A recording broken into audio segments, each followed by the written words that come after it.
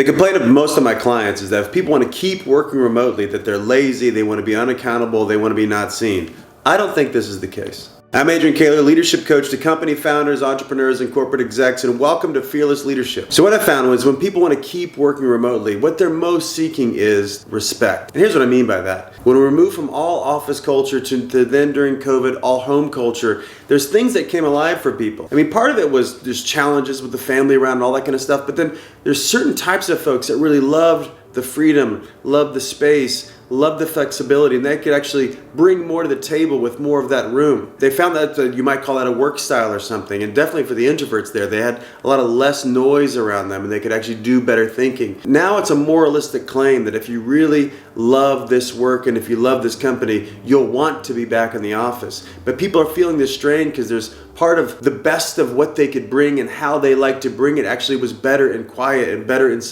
some seclusion. And so now that's being threatened, and now they got to go back to this rigid box that corporate culture naturally is. What they want is some respect. Like, hey, I worked better over here than I do here, and you hired me to do great work, but actually my great work might come out of this unique environment. And can you respect me that if I'm committed to outcomes that I might be better here? And I know the argument in the mind of most of the leaders I work with, which is like, yes, of course, it would be great if you worked over there, but actually you work on a team. Remember them? You have to get results with other people and through other people. So what makes that more efficient, more effective is to be around each other in this some environment, right? So there's usually respect that's not happening and positioning that's happening. This is how it has to happen. This is how it has to happen here, instead of what are these mutual interests and how can we get those aligned? So let's explore what they really want by examining some old office complaints. So the first complaint is, I can't get anything done here. It's distracting. Naturally, when you're working around a bunch of people, you're going to be pulled in multiple directions. You're going to be interrupted quite often. There's going to be people that stop by just to say this thing and hey, one more thing and all that.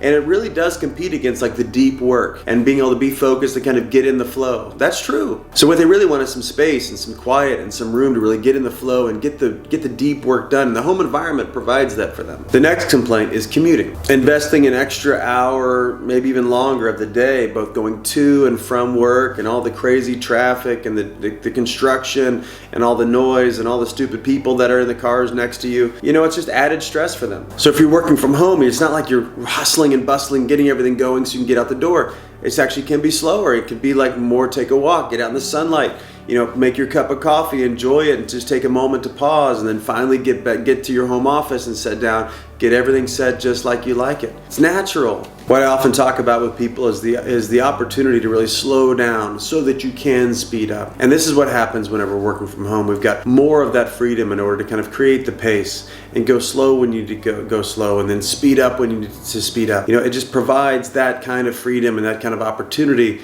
to really be more thoughtful about the work itself. So if we're not commuting, we just have extra time. And what can time give? Time can give us the space to be willing to, what we talk about all the time with clients, like, hey, slow down, get reflective, get clear on what you need to get, ground yourself really so that you can speed up appropriately when the time is right for that. And if I give up my commute, I've got more opportunity for that, just naturally. The next big complaint is discomfort and monotony. Like if I'm working at the office, I really don't have control over the temperature and where I'm gonna work from. I've got a place I gotta go and it always looks the same and it's always the same people around me. And if I need the lighting to be different, I probably don't have as many options to shift that if I want that to be shifted, or just to match like where I am on that specific day. If I'm working from home, I've just got lots of different choices I can make. Like if I'm not happy in this room, I can move to the other room. I need to change the scenery, I can change my scenery. I can move the lights up and down. It's a natural feeling of freedom that I have the power of my own choice to match whatever I need in order to show up fully. The next complaint is the feeling of just being just a number. Like I'm just one of the crowd, right? So I don't like have my voice here. I can't exercise my own independence here. I don't like get to have my own vote about this or about that. It's like I'm treated like a sheep. I think that's what comes up naturally if there's just this routine that's always happening with the same people, in the same environment, doing the same thing, with the same, as you know what, I'm just one of the many. So on the flip side of that, everybody wants to be seen as an individual. And there's some bit of dignity that comes out of autonomy and being able to write my own course and have my own full self-expression. depression. That's what people get when they're in their home environment and have the control over all the tools there. So the last complaint is that there's this indirect conversation that they're not trusted, that you want to bring me in so you can watch over me and look over my shoulder and examine all my work and really kind of micromanage me. So if you bring me in closely, you can control me more. It's a natural complaint. On the flip side of that, what most of us want is to be handed a set of results and say, hey, go get these things done, and be trusted in the process about how to do that. Think about it for yourself. What are you paying attention to? You're paying attention to results that people create, or are you paying attention to attendance, like in school?